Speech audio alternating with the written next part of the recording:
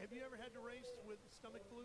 We all have. Okay, so how did you nurse yourself through that? You know, just taking a look at Deegan just spinning off the gate there.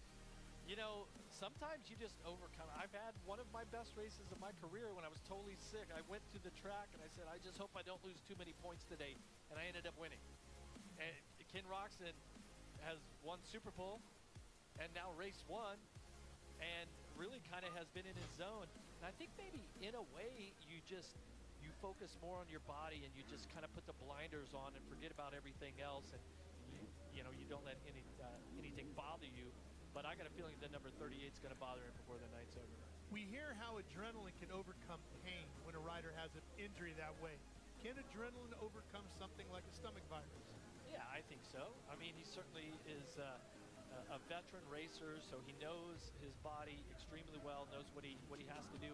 And at this point, you're like, okay, there's 20 more laps. That's all I got to do is 20 more laps. Can I do 8? Can I do 12? Yeah, I can do that. All right, we'll see how Ken Roczen can do.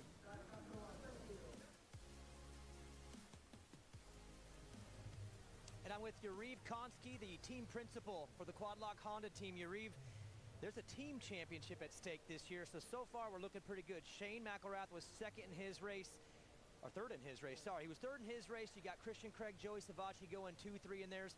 Stacking points, great way to start the night. Consistency matters. It really does. The start really matters here. It's really important to make sure you pick the right lines. The crowd's amazing. I mean, obviously we want to win the team's championship, but first and foremost, I want the riders to win their world championship. So if that means that relegates us to second or third because they're pushing really hard, all for it. Let's start with Shane McElrath. He was third in that race, came from way back, made a lot of great passes, but Max Anstie was just too far out front. Your thoughts on him as a competitor, the way that Max is riding tonight, what you know of his past? Is that going to be a tough one? We look at data. Max is a mature rider. He was sensible. He rode the race that he needed to race, but Shane was actually the fastest on track. Even though the lap times show Max is a quicker lap time, the first lap doesn't count. It's a shorter track. So Shane's got the speed. He needs to get the start.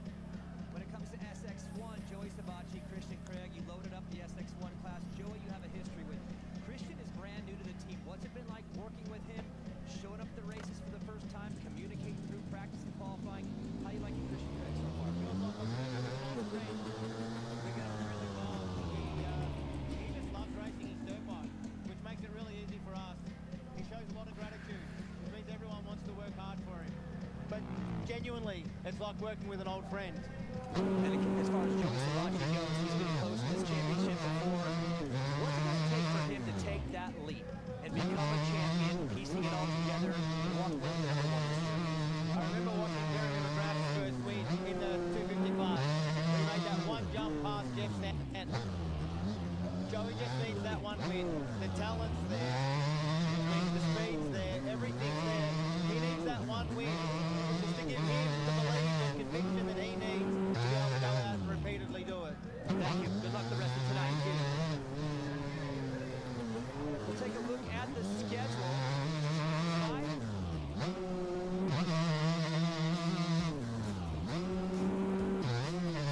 Next, but we're not done racing tonight.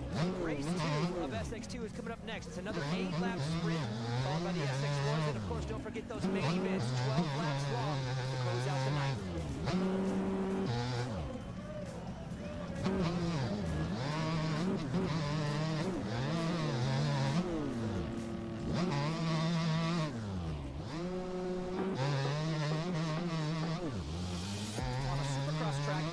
Starts with the engine, which is the source of a racer's power. Inside a 4-stroke dirt bike engine, you have high-quality performance parts like the piston, valves, and a camshaft. And when the spark plug ignites the mix, the crankshaft turns that explosion into rotation, while the clutch and gears turn that motion into speed. That's where the throttle comes in. Some riders are aggressive, riding with explosive bursts of speed, while others are smoother, pulling on the throttle to carry momentum and build speed through efficiency. A rider's gearing choice with the front rear sprocket affects the power delivery dramatically, with some racers choosing a high gear ratio for quicker power or a low gear ratio for longer power. The clutch is a tool that can bring everything together.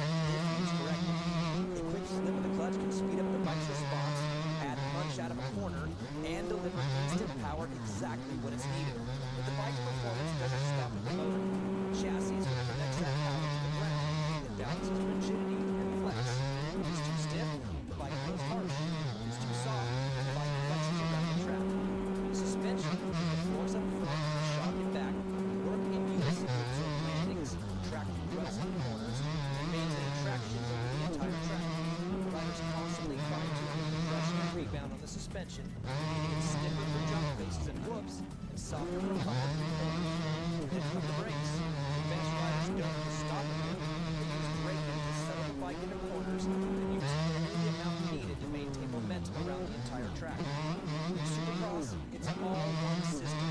Engine, chassis, suspension, and brakes. When they're all in sync, the bike becomes rideable at full speed. Most importantly, it becomes raceable for a supercross bike.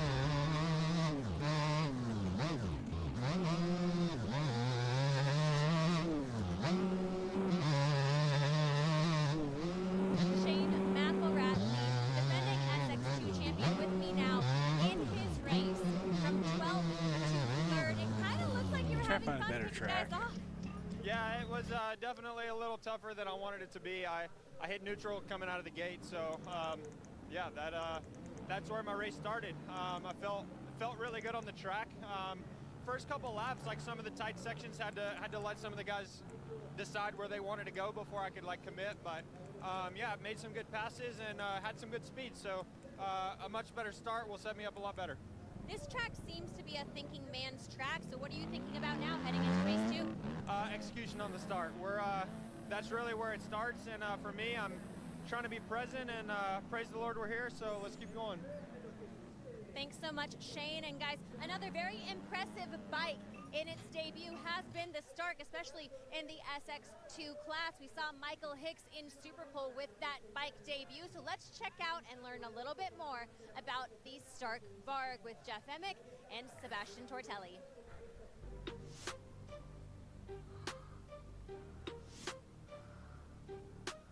One of the most interesting aspects of the World Supercross Championship here for 2025 is the introduction of a totally new brand.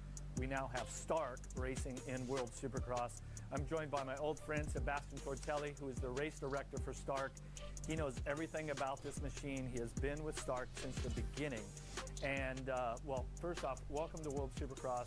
What's the journey been like to get this machine into this FIM racing? I mean, it's been a very long journey. I mean, it's not, every day that you see an electric motorcycle coming into the game, and we've been working very closely with FIM and also WSX to be able to participate. So, there's a lot of regulation behind it, and the goal was to be able to be at equal power and equal performance, and that's where a sanctioning body is very important, and that was the big game that FIM played in this participation. So my biggest question is, how does the FIM and the officials govern the power output between electric and a gasoline engine? And you're telling me it's all through this? Yeah, we actually, our display is a phone. It's basically just a phone. It's just a phone, with special app inside which is related to our brand. And basically the way FIM do it is we have special sensors in the bike that can see any ounce of voltage electricity that we use. So they have a direct access at all time, and then that registers everything that happens at every second, all the time. So they know that the power output of this is what the limits are set. It's 4 kilowatts for 50 class and 54 kilowatts for a 450 class. So basically what we have is we need to look at, inside and see how much power we have. And from there they follow the rules are within this range. And obviously, electric power is really different than internal ones. We can actually tune everything. So that's why the FIM is super important. And they go out there and they look at how much consumption of electricity we get, and that gives us actually how much power we get all the time. Well, there are a lot of unknowns with the Start. It's going to be exciting to see the four riders out on the track and see how the EV can compete with the gasoline.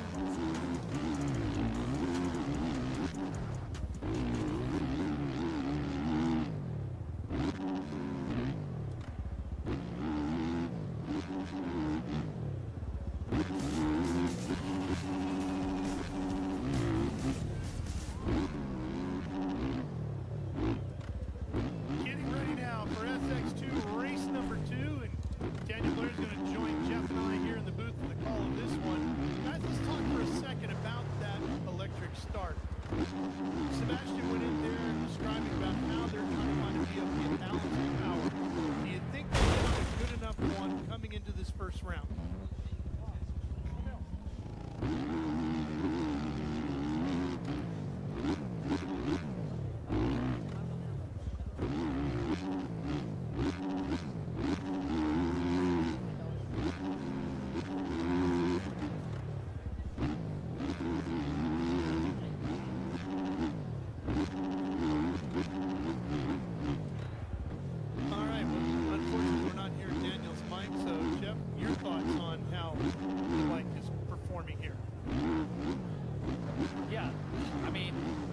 off the starts, right? They've got some good starts there, but you know, we kind of have a general idea that because it doesn't have a clutch, the importance of the clutch, being able to use the clutch going through the whoops, that could be an issue.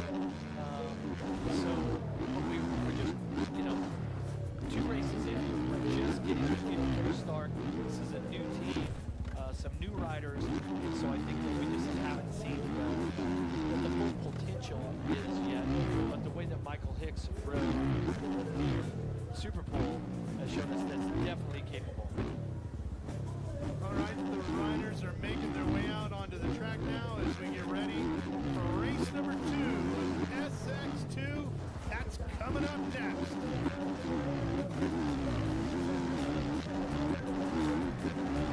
All right, getting ready as the riders are getting their formation lap, or a sighting lap, as it's called.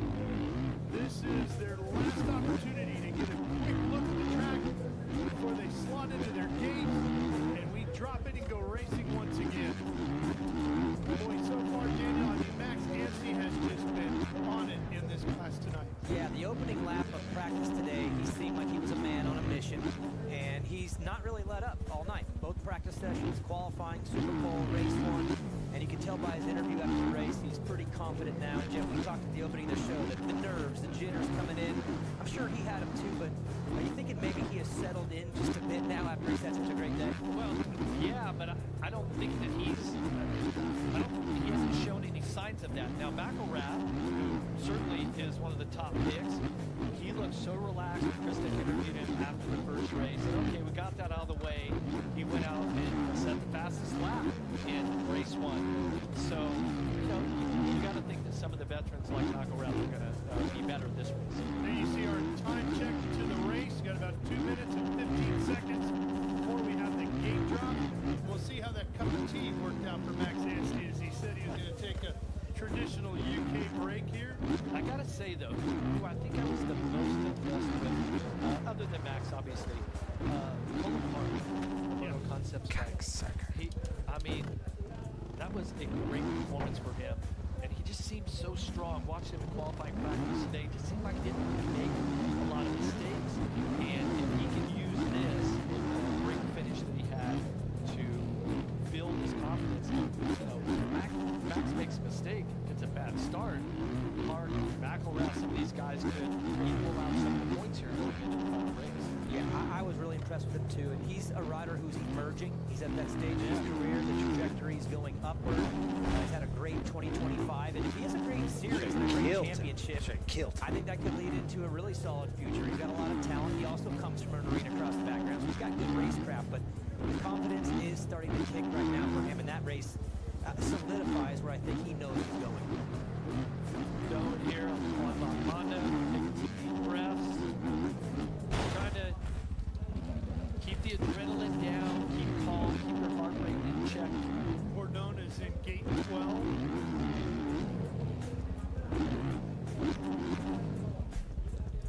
Nice little bit here of the riders trying to get ready, get their focus. McElrath way on the inside. Boy, he's got to get this one right, doesn't he? Yeah. He's got to get this one right. I mean, he cannot allow Anstey to sweep the day. Yeah, there's 13 riders out there that are thinking, I need to start in front of Max Anstey. Here's the countdown. Coming up to just 20 seconds to go. The 30-second board will turn sideways. They will walk off the racetrack. The gate will drop and will be headed flat out to turn number 1. Gonna start doing anyone? We'll see. Well, hopefully for Michael Hicks, it's him this time. Kobush had it from the outside last time. Here we go. Get ready. Gate drop underway. SX2 race number 2. Here in Buenos Aires, and Anstey right there on the inside. He's going to take the lead, headed to that first rhythm lane. But he's going to get challenged quickly. Coming up the inside, headed to the next rhythm lane. It's the 460 of Michael Hicks on the start right there. The electric bike up to second place quickly here. Got McElrath back in third. Oh, Hoyler down. McElrath right there in third. Got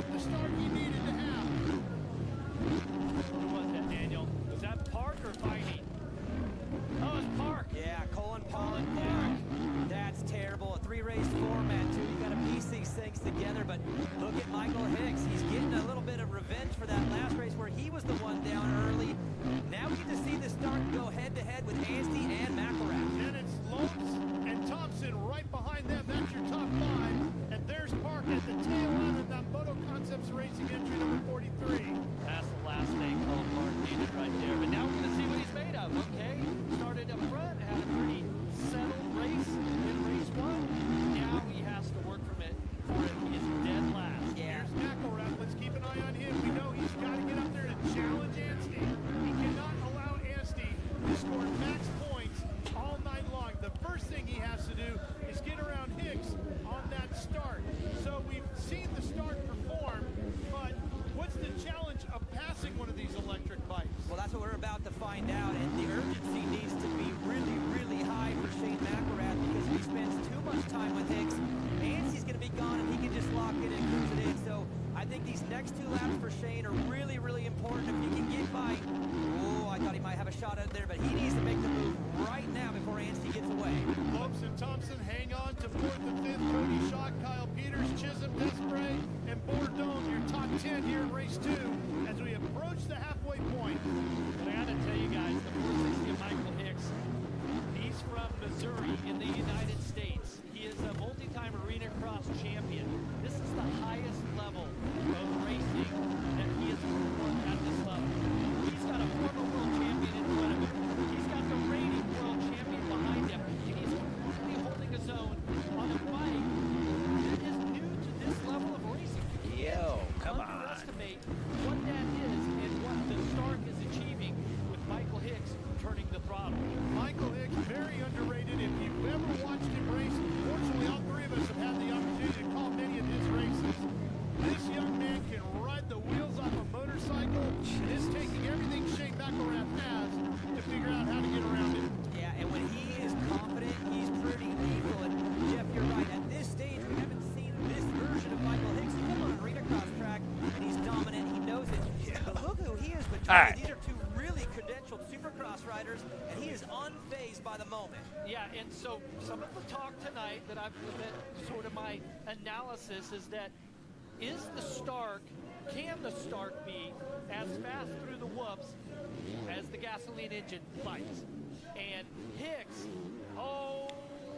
is just giving up a spot. Yeah, he did. He gave up second place to McElrath, but he comes back through the whoops. He's got the outside line here, but McElrath pulling away. And now Hicks makes the big mistake of looking over his shoulder, and that's where Enzo Lopes is going to close him from. Yeah, let me finish my thought here. Hicks has found a way to make that bike go across the whoops really, really well. So he may have neutralized what maybe conceptually is maybe the weak spot. Yeah, right? Let's take a look at it right here, too. Watch, Hicks is going to square up, so we're going to get a chance to see him go side by side. Good entry speed, and you're right, neutralize it. So he does lose some time to Shane, but let's be real. Shane McElrath is also one of the best riders in the whoops on a 250, so it's not a perfectly fair comparison, but I think it held its own. Yeah, so Hicks has got Lopes that he's going to have to deal with, the Brazilian rider who is so excited to have a race in South America, not far from where he lives in Brazil. And how many fans he say you have with him? 100 or something? I was walking out there earlier. There's Brazilian flags all over the place. They are here to cheer on their Ran. And he is not disappointing. McElrath, the rider out of North Carolina, doing everything he can to catch Anstey. A couple of former world champs here battling it out. Yeah, we got to watch this clock, too, because he's 2.5 seconds down right now. Yuriv Konski told me he had the fastest lap in race 1, so now he's going to have a free shot at it. Let's see if that speed is really there. And McElrath just set the fastest lap at a 55 flat. He was 0.7 of a second quicker than our leader, Max Anstey. He's going to need everything he can to reel him in. The gap was 2.6. Can he shorten that up a little bit? We'll get a quick look as they get close to the finish line jump, entering into the whoop section one more time here. They're coming to the line. They'll be lap 7. Here we go. What does Anstey turn? Oh. Anstey Anstey with a blazing 54.985, the quickest lap of the night by Max Anstey when he needed it most. And Lopes gets around Hicks, and the Stark slots back another spot, push him back to fourth. Yeah, this is a great bounce back for Lopes, too. He had a tough one, race one, worked himself backwards, near 9-10 maybe. This is a great rebound for him, puts him in a position, Jeff, maybe for that overall. Again, race 3 is where the big points come. It's a longer race, so if he can put a good one on the board now and have a great race 3, maybe he sneaks his way back onto the podium for tonight's overall. Well, I think Michael Hicks is trying to sneak his way back into the third position. He's got Cole Thompson behind him on the Kawasaki, starting to breathe down his neck. And Max Anstey getting closer to putting together a perfect night. Final lap underway. One more to go for Max Anstey, and another 10 points possibly getting deposited into his account. Right there, Enzo running in third. McElrath hangs on in second. Hicks, Thompson, Shock, Musgrave, Peters, Chisholm now up to ninth, and Bordeaux loses another spot to Cullen Park, who fought his way from dead last to 10th. So Park clawed his way back into the top 10. I gotta tell you guys, it looks like that hot lead that Anstey had in race 1 and 2 certainly was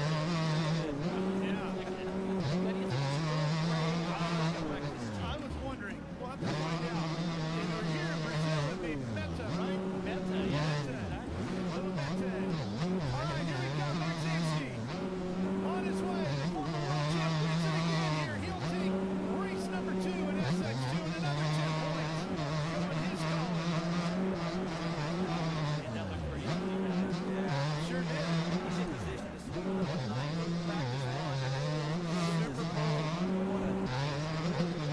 Great ride from the really impressive. Low.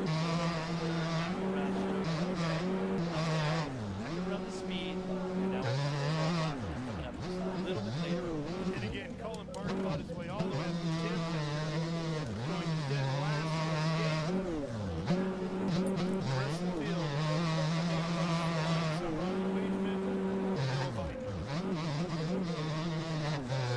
Next race for them will be race 3, which will be a 12-lapper, 25 points on the board. And let's head down to Kristen as the race winner. Max Anstey.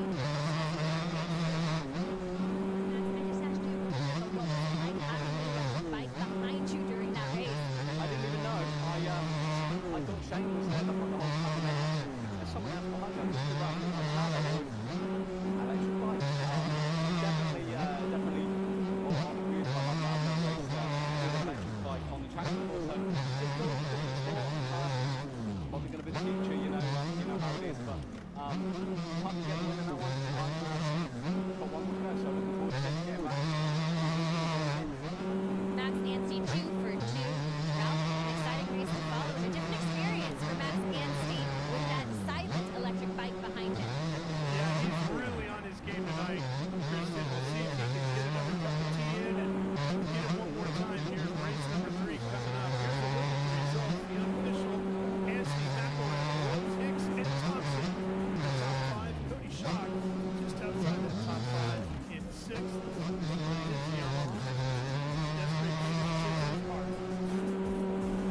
Well, SX1, they'll be up next. GP race number 2 for them. Shortly here in Buenos Aires.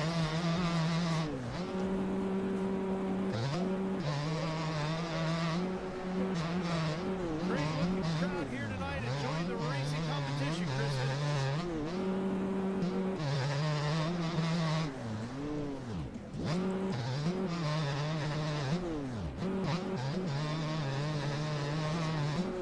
Again with a different bike, Shane McElrath here with me now. An incredible night of racing. Shane, you are now the first rider to really work closely around that electric bike, making the pass on Michael Hicks. What were the sensations like racing a bike with no sound? It's different, and that's where in the first GP, I think I was by the other electric bike, and I'm like, dude, when I pass him, I'm like, I don't know where he's at right now. So it's definitely different, definitely something that keeps you on your toes, but praise the Lord, we got a much better start that time. Still need to clean it up, still need a little bit more speed, and didn't make passes fast enough that time, so we'll keep working, and we'll be back. When you say you didn't make the passes fast enough, what do you mean by that? What is the strategy behind making passes faster? Well, the electric bike was a buggy, and that thing has a lot of torque, and it can do the jumps pretty easy, so I couldn't quite get close enough to make a pass and make it stick, so it's kind of like, okay, I've got to kind of pick my passing zone. The track is breaking down a little bit, so yeah, just trying to find the lines and trying to figure out where you can really make it happen. Shane, you're the defending champion. You're chipping away guys tonight for races. Mentally, where are you at right now, knowing that Max has a strong hold on this overall? We're just gonna keep digging. It's not over till it's over, and we're getting better, and we still got room to grow. So we'll just keep working. Shane, thanks so much. But before you go, one more question. We're in Buenos Aires, Argentina. You and your wife are going to enjoy some of the experiences when you travel. Is that something that keeps bringing you back to the States? What is it about the World Supercross? A little bit of everything. I still love racing my dirt bike. I still feel like this workout has us, and so I'm going to keep showing up. I'm going to keep working hard, and yeah, this is the first trip to South America, and yeah, hopefully it's not a lot. Shane, thanks so much. Have some fun. And Ralph, we're just kicking things off down here on the floor. Yeah, a little bit of steam coming off that head of his, huh? A little cool out there tonight, and a lot of heat building up inside those helmets. He worked hard for it. He's sitting second in points now. 3 markers back behind Max Anstey as these guys get ready for race number 3 coming up. Yeah, 3-point difference between first and second. It's not insurmountable for McElrath. Obviously, Anstey is perfect. I mean, that's a tough mountain. Yeah, 3 points. Last race, 25-20. If he wins it, he can grab this overall. All right, let me ask you guys this. Anstey's looking fantastic. Do you see any weakness here tonight that McElrath can take that? Not yet. He hasn't been pressured yet. So there's been one unknown, but he's alone. Zero. I mean, he hasn't done anything wrong, period, tonight. So maybe a little pressure on him, and we'll see something different, but so far the guy is on it. And we're working through the evening here, as you can see. We've got SX1 race number 2 coming up next. Another 10 laps after 10 points after 8 laps of the laps there. And then the 2 big ones, SX2 race 3 and SX1 race 3, where we go for the 25 points. Big night of racing yet to go here in Buenos Aires. So stay tuned to watch this video of the Buenos Aires City GP.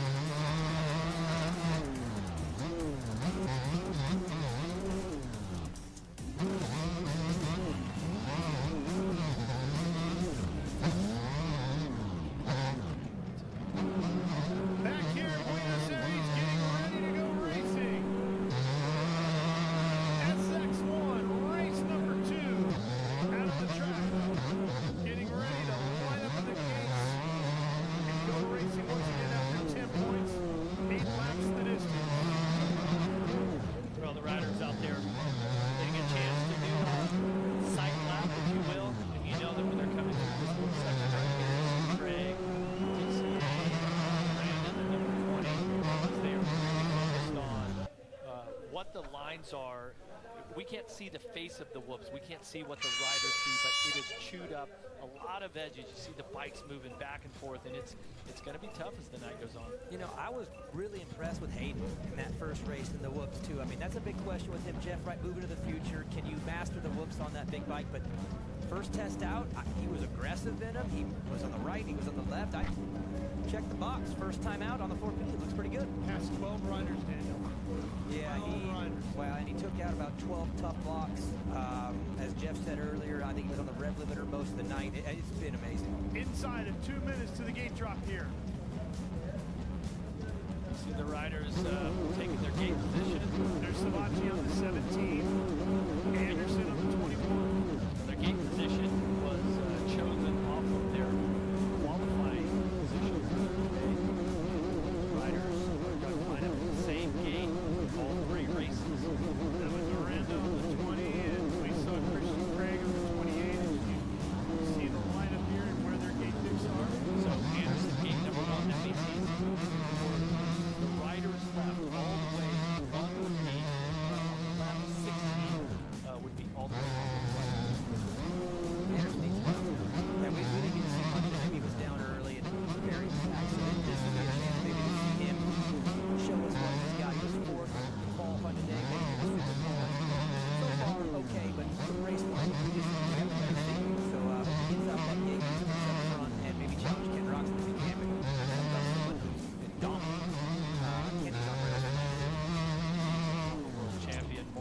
comes over. He's a veteran.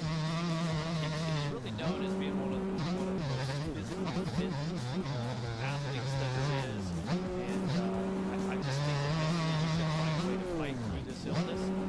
That's the way you do that. Grab a little shot at each race. Just keep staying focused on his deal. You wonder if Sabachi somebody gets up there and starts the best with him. 30-second board is up. Riders are getting ready.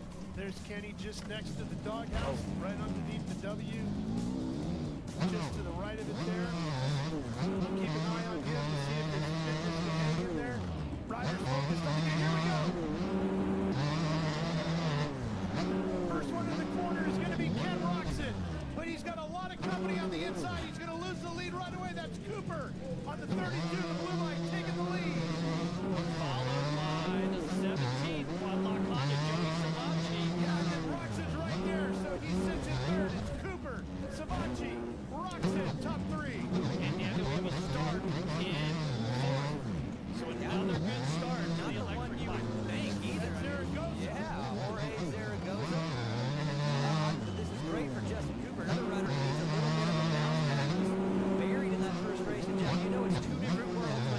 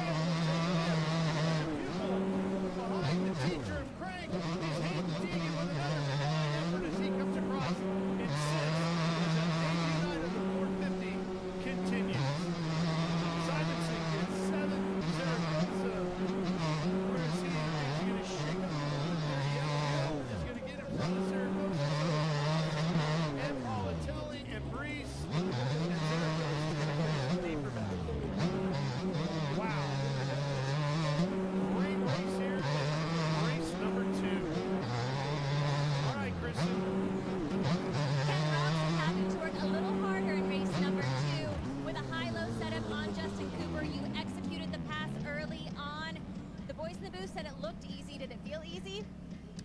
Nothing's ever easy, even if it looks easy. The track, man, I mean, there's so much moisture in the air. It is so incredibly slick. Like, you have the blue groove, but the blue groove isn't dry. It has a lot of wet spots in it, so it's tricky. I mean, you got to be so patient, but I feel like I had a really good flow, connected the track really well, and just had good lines and was able to make the pass. And a couple of laps, I made a little mistake, and then I really put it together and was able to pull away a little bit and just create some breathing room. Ken, on entry into the finish line jump lane, in the corner, I saw a lot of riders taking that inside line and losing that rear tire traction. Did you have to change your lines on the track to adjust to the changing conditions? After the finish line, I also went to the inside, including the following turn.